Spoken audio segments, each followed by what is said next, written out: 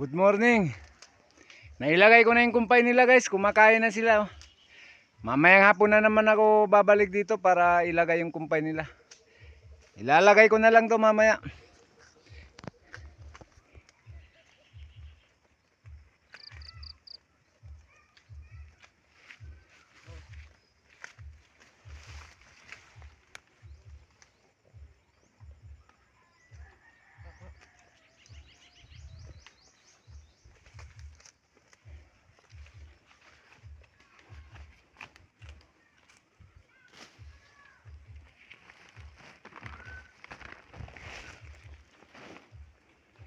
Ilalagay ko na lang to mamayang hapon sa kanila. Ito yung kumpay nila para mamayang hapon guys.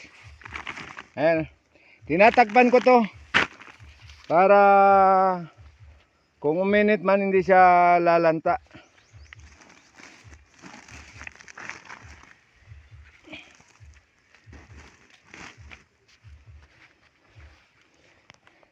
Hapon na ang balik ko para ilagay ko na lang yung kumpay nila. Okay guys, thank you for viewing guys.